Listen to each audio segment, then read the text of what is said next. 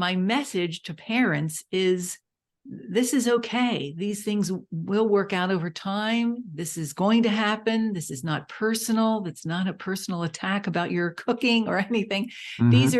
These are messages. These are ways in which the child perhaps needs to assert herself or communicate her initial reluctance. I mean, we have a good relationship now. She's a college graduate. She has a wonderful job, and she's a productive member of the community. Mm-hmm. So she's loving and caring. And so all of these things took time, but these were the hurdles that we were seeing and not reacting very well to.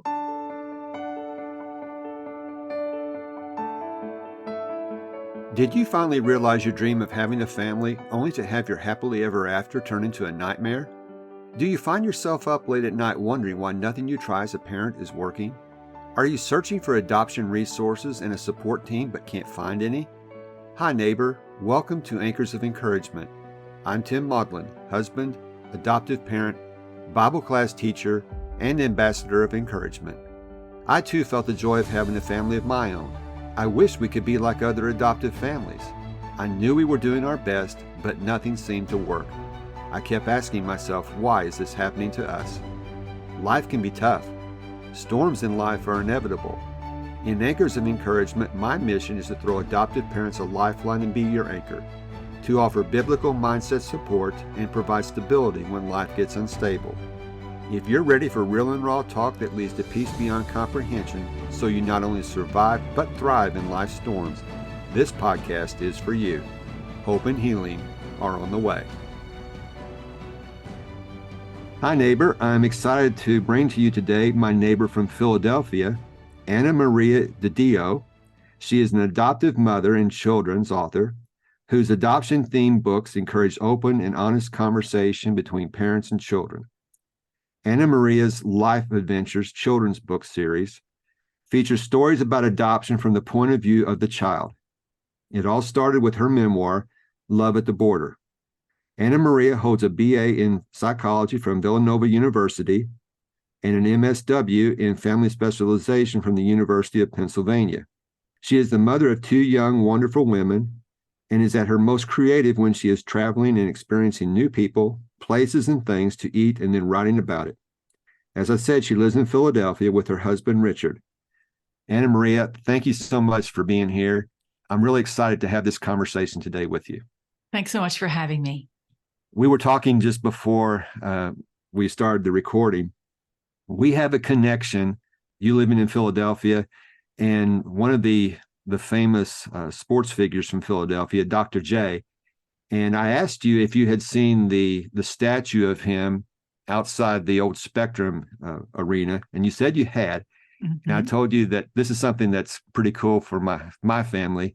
My dad was able to engineer the foundation to support that statue. And so he always said he supported Dr. J. And that's wonderful. It's a cool Dr. little, J. Yeah. Oh yeah. It was great. And that was a cool little tidbit to connect each of us to one another. But we're also connected by adoption. And that's why you're on here today, because you are an adoptive mother, but you're also an author who wants to share a very important message. And the message that you share with us or share with the world is the adoption journey, and one aspect that's not talked about as much as it should be. As we start this conversation today, I wanted to ask you why you decided to write these books, and maybe as you're telling that, tell a little bit of your backstory, however much you're comfortable sharing with us. Well, first of all, thank you for having me. Yes, this conversation is so important for adoptive families. And not only that, but the entire community. If you know someone who's been adopted or within your world, it's just important to be aware. And I'll call it the myth of adoption. The myth of adoption has been perpetuated for years with movies and TV. And it's a little bit of a love conquers all theme. That's how I refer to it. And I'm not saying that love isn't important, because it is, and families sacrifice, give up so much, and welcome children into their home. That's just a wonderful thing. But also, every adoption begins with trauma, loss, and grief. And by that I mean, well, first of all, the biological separation of the mother and child at birth, that creates a trauma known as primal wound. And even though the child is adopted as an infant, that trauma will manifest itself later on in life. Now, our daughter was adopted at age 7. And so she had kind of a double whammy, so to speak, because it was an international adoption. You asked about why I'm so passionate about this, why I'm writing these books. And that's because, it took me years to really just come to grips with the fact that trauma was being exhibited in my own home. And by that, I mean, it took me years to appreciate all that she had lost. Her culture, her language, her sights and smells and food, and the caregiver that was just so wonderful at the orphanage. So my mission and my passion is really writing these books as a way to open that communication so that parents understand that trauma exhibited, or the behaviors exhibited by their adopted child, is not something being done to them. It's something that the child has to work out and give them that grace and work through that with them. Well, as we were talking before, we both have lived this. And my oldest he's almost 23. We've lived the trauma. I'm not going to assume this, but when you adopted your daughter, did you feel like you were prepared for all the eventualities that were going to happen? No way. No. And we because as I mentioned, the behaviors we were seeing were so well. Okay, so let's back up a minute. So she lived 7 years in Mexico, and we visited her actually at age 6. So she probably wondered, who are these strange people? We brought gifts. We didn't speak a word of Spanish.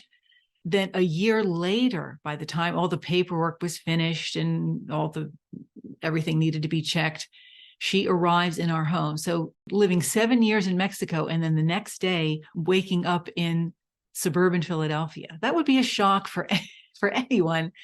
I was just so busy patting myself on the back. People were saying to us frequently, "Oh, she's so lucky. She's so lucky to be adopted by you. You're such a wonderful family." And I already had one biological child, a girl, and they were very close in age. "Oh, isn't that great? She'll have a sister." And it is wonderful. We were trying to create a family. We wanted a sibling for the daughter that we had, but it took so long for me to appreciate the trauma of her separation. And again, all that she had lost. So no, we were not prepared. And she was not prepared. They told us they had spoken to her about what would happen and she was going to be adopted, but she didn't really understand. And it took years. How did you navigate that? Well, we had a couple strategies, and this is the advice that I would give to parents is first, we expanded our network and started to reach out to other adoptive parents to see if their experience was similar, and it was. So we had referrals to therapists. So we began to see a therapist at a young age, and those therapists changed as she grew because her problems changed. So I think it was we tried to stay in tune with that. In the beginning, we had a woman that was very well versed in play therapy and some of the things to just acclimate ourselves together as a family. And then, of course, middle school and teen years were different, and we sought support. And then doing research, it took, as I said, it took years for me to figure it out. As I started to read about primal wound, and the behaviors listed were exactly what we were experiencing. And I thought it was like a light bulb. And I thought, well, we were so, I was just so anxious all the time. What am I doing wrong? What's happening? And then as I began to understand, we could cope a little bit better. when you started to see these negative behaviors exhibiting, did you take it personally at first? Of course. Yes. Yeah. Again, what was I doing wrong? Yeah. And on tiptoes, or didn't want to say something that would start a scene or a tantrum or tears. And that was a learning process. Mm-hmm. You mentioned this idea of primal wounds. Is there a book about that? Yes, Nancy Okay. Verrier's book. Nancy, as a matter of fact, um, I had some contact with the author of Primal Wound, Nancy Verrier, when I wrote my memoir, and she wrote a little endorsement blurb in the front of the book. So, okay. And that really peels back the onion and lets you see what's going on in this dynamic, correct? yes. So she is also an adoptive mom. Okay. And when she began to see these behaviors, she, dove in as a psychologist, did research, and has has a lot of facts and figures and information about the trauma and the behaviors that manifest. Well, I applaud you for being able to find these resources and find therapists. That was one of the struggles we had, was finding a therapist. And I can share this about my son. He's totally fine with me sharing some of this with my audience. He was diagnosed with ADHD. We were going down that rabbit hole to try to see how to help his ADHD when it was really adoption trauma. One session a week for 25 to 35 minutes just didn't cut it. It just didn't work. It wasn't until he was in residential where he was being evaluated 24/7. Then it started to click and we started to understand things. But I'm glad you were able to start getting answers earlier. I wish we had been able to get answers. And that's, again, one of the reasons this podcast exists, and one of the reasons your books exist, is to help get this dialogue out there so people can say, okay, here's what's going on. So you wrote a memoir. Was that the first book you wrote? Yes, the memoir? Okay. That was my first book. Can you tell us a little bit about that? Well, when the adoption experience was happening, I kept a journal, and everything was just so fascinating to me. The hearing about how Mexico cares for their children. And we visited the orphanage actually 3 times over the course of our adoption journey, and meeting the director of the orphanage, or they call it a shelter, and the caregivers there. It was just such an unbelievably fascinating process.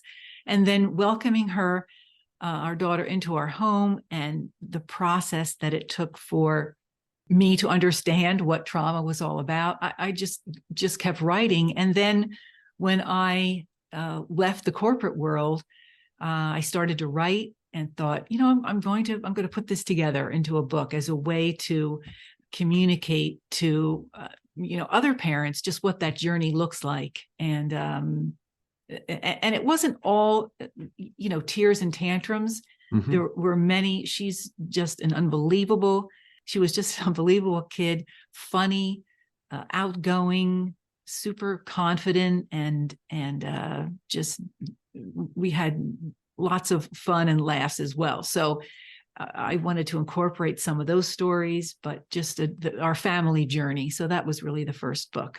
Okay. It's called Love at the Border: An Adoption Adventure. Perfect. Now, I'm going to include links to all your books in the show notes so people can get those. And we'll talk a little more about that at the end. I'm fascinated, though, that you had the foresight to keep a journal. Now, were you doing that to, for lack of a better way to say it, catalog your experience, or were you using that therapeutically too? Or both? A little bit of both, because okay. it was such an interesting experience. I love to travel, and I love to I love to give reviews on Yelp, and I'm always writing about, as I said, I just spurs on my creative juices. So there were so many new and wonderful experiences in this adoption journey. It was just natural for me to write about it. And then, as I said, our both daughters, and just turned out to be complete opposite personalities, and that fascinated me. And I started to take notes on funny things that they both would say and do, and put some of that in the book as well. So then, You aren't the first adoptive parent that's told. Actually, it was an adoptee that was telling me she kept a journal and then was able to go back and fill in the blanks and write her book. So that's really a cool way to do it. And again, it was helping you to process this as well. That's one of the things I talk a lot about on the podcast is journaling, because my son, that's how he touched his feelings when he was in treatment. Mm-hmm. And it's something I was up at dark 30 this morning journaling. I do it every day, Mm-hmm. in large part because I saw what it did for him. And it's so fascinating that you mention it. And a new project that's come my way in Philadelphia is working with a program called Writers Matter. And it's a program within the Philadelphia School District. And I've put together a 3-part course for kids in middle school, in 8th grade. I'll be starting next year, how to write a children's book as a way to connect with themselves, build identity, build their confidence and resilience. And so we'll be using kind of my book as a jumping off point, that you're able to tell traumatic stories to children and communicate valuable lessons. So that'll be a workshop I'll be doing next year. Now that you've written the memoir, what led you to create this series? And as I read your introduction, the biography, these are called the Life Adventures, and it's LIFE. And people on this podcast know I like acronyms, and I love this one. Love inspires families everywhere. So I love that acronym. But what inspired you to then go from your memoir to this series? Well, I think because I still had something to say. And the most important message is really to adoptive families that are not connecting and not aware of the trauma and how to deal with it. And the fact that it's normal. This is not something that, again, children are doing to the parents or to the family. It's something that they have to experience and work out themselves as they, look at their lives and see their circumstances and see the family that loves them, understand their biology and their roots. And those are the topics. All the three books that I've written so far originated from our own family experience. So the experiences within the books are all real and true, but they're not specifically about my daughter, because she would strangle me if I wrote any more about her. So that was off limits. But these are actual events that and triggers. For instance, in one book, the main character, her name is Carla, she's asked to do a family tree. This was the first thing my daughter had to do when she was brand new in the United States and in her first class. And I thought, oh my goodness, a family tree. So then sure enough, she leaves for college, and the first class she's in, she said, oh, you won't believe it, I have to do a family tree.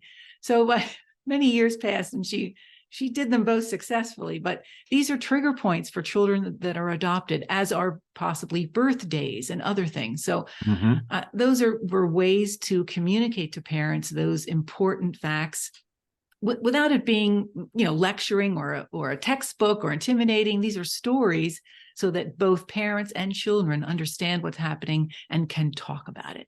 I have the first book in this series, Many People to Love. And I guess this is when the story about how you got your daughter. Yes. I was amazed when you were making raviolis. I don't want to give the whole story away, but my wife is Italian, Di Gregoria. And so I love her Italian cooking. And, you would think your daughter would love that, but that wasn't what she... There was no logical reason for that. The components of a ravioli are so similar to everything else she was eating. So it's just funny that not funny, but at the time, it's just, the message was there. This represents your family, and I don't want to be a part of your family, so I'm not going to eat ravioli. So that happened in a million different ways every single day. And so, again, my message to parents is this is okay. These things will work out over time. This is going to happen. This is not personal. It's not a personal attack about your cooking or anything. These Mm-hmm. are messages. These are ways in which the child perhaps needs to assert herself or communicate her initial reluctance. I mean, we have a good relationship now. She's a college graduate. She has a wonderful job, and she's a productive member of the community. Mm-hmm. So she's loving and caring. And so all of these things took time, but these were the hurdles that we were seeing and not reacting very well to. The book kind of just opens up that communication. Well, and I'm not going to spoil it other than to say there is a happy ending. I'm not going to tell you how the happy ending happened, but it's really cool. So I want to encourage you to get this book and this series. I want to make some comments about the book, but I want to circle back to what you were talking about with the raviolis. Do you think, looking back, is that something that was a trigger for her because she was older when you adopted her? Because like my boys, they grew up with Italian cooking and love it. So there was nothing that Yes. they had missed.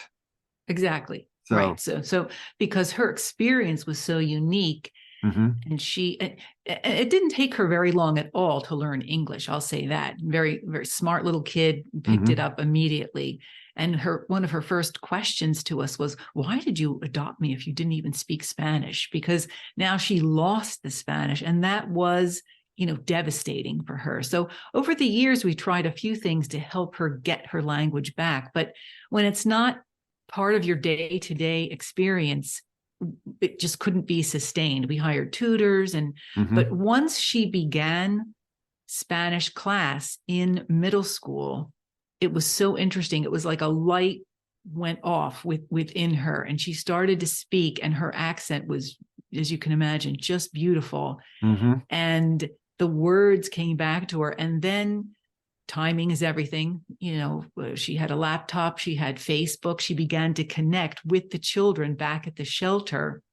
Oh, that's cool. And speak with them in Spanish, and also starting to subscribe to radio stations and see movies that were in Spanish. And so she majored in Spanish in college, and now is totally fluent and works in the Hispanic community. So it was really important when she became totally fluent. Again, this light just emanated from her, and it was just so wonderful. She reclaimed her culture. She's Mm-hmm. always loved Mexican food over any other food, but now of course loves many different types of foods.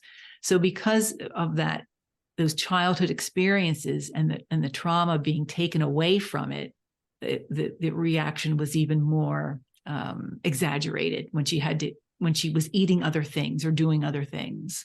As she reclaimed her culture, I liked how you put that, because I was thinking she was getting back to her origin story or whatever. I don't know what the term is, but reclaimed culture is, I really like that phrase. Did she seem to give her more peace of mind when she was able to do that? I'll say, secondhand, my observation, yes, it seemed to me that she had, I found herself, sounds so trite, but just really more at peace with herself, because she knew in college she would be able to perfect that language. And Mm-hmm. also she was very anxious to do a study abroad experience. And she did 1 semester in Mexico and 1 semester in Spain. Oh, wow. Yeah. Okay. It's interesting how her story has come full circle, go back to her place of birth and so forth. For each one of these episodes, we talk about some kind of an action step that the listener can take. And we're talking to adoptive parents here.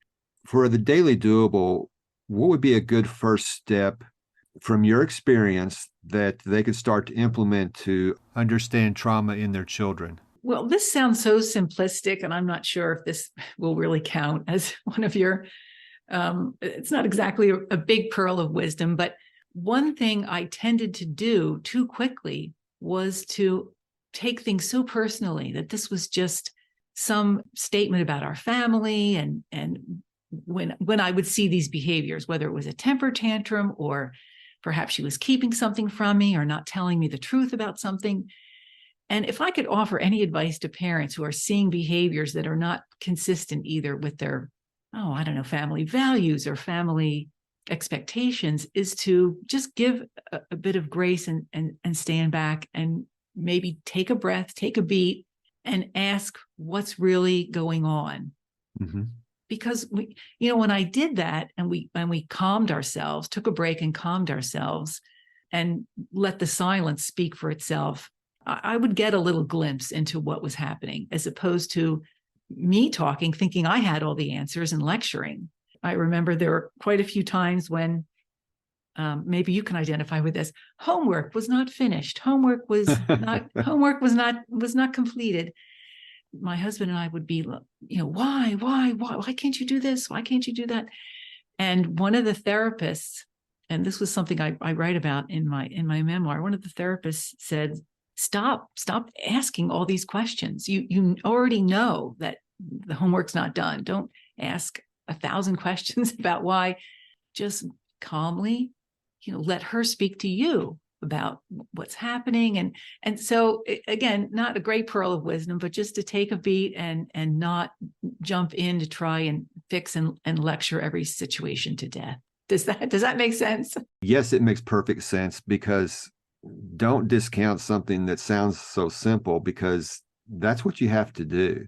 It's easy to say it. It's more difficult to do it. I can speak from experience. You tend to take things personally, and you can't. You've got to take a step back. And I remember one of my son's therapists saying, don't keep asking them, because sometimes they don't know. They don't know why they're doing things.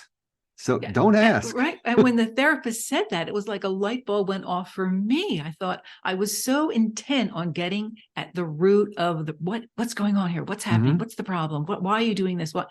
And she was just, why do you keep asking all these questions? Just stop and let the situation kind of play out and see what's happening on her end. Wait for her to make a statement. So it was so simple, so insightful for me. I just shut up and let her talk. And it really did turn a few situations around. We had some better conversations. It is a perfect pearl for my audience, because again, one of my son's therapists told me that when you don't have answers and you don't know what to do, sometimes all you need are new tools. And that's a perfect tool, just to pause and just listen. And so thank you for that.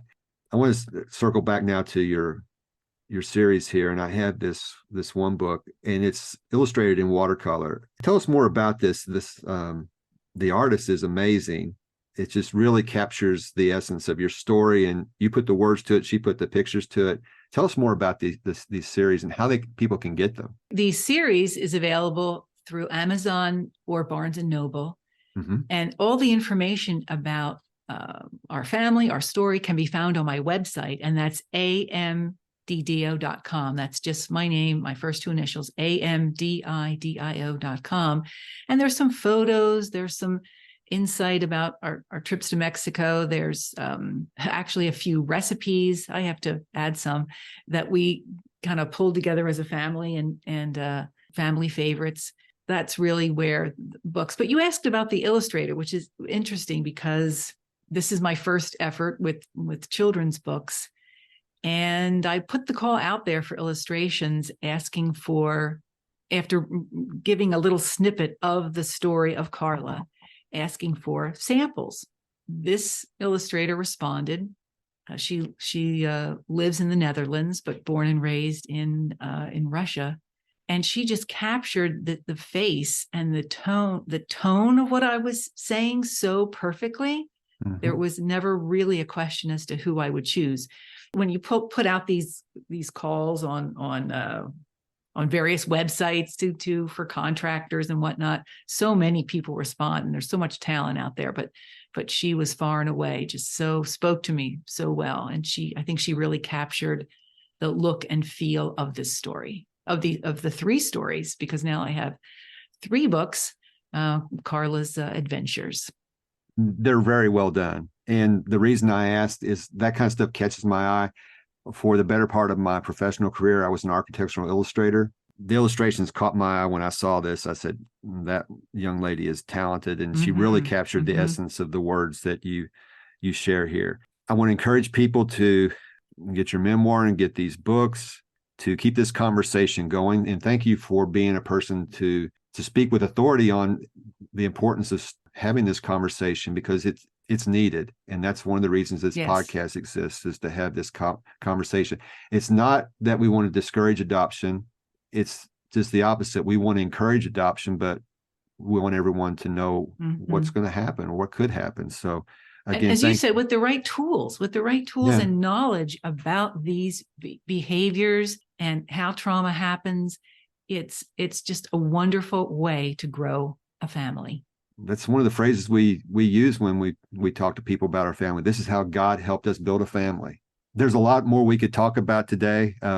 You shared some of your contact information.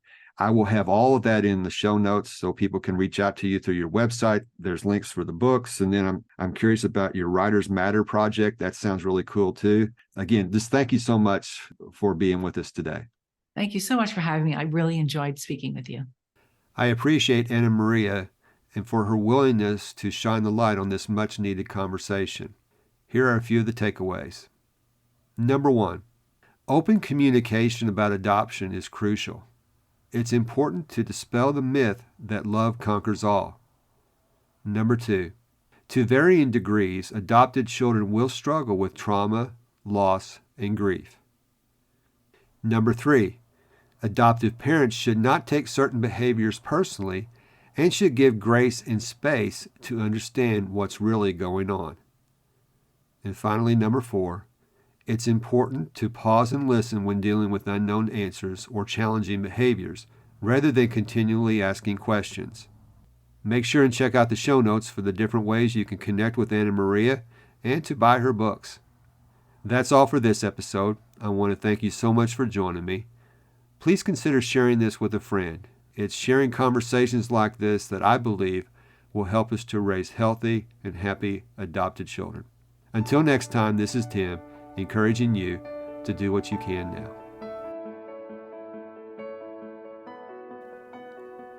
If this podcast has given you the courage and confidence to face storms in your life, the number one way you can thank me is to leave a written review on Apple Podcasts. Tell a friend about the show. Take a screenshot of this episode and share it in your Instagram stories and tag me at Tim Maudlin. You can also connect with me in my Facebook group, Anchors of Encouragement. So until next time, this is Tim encouraging you to do what you can now.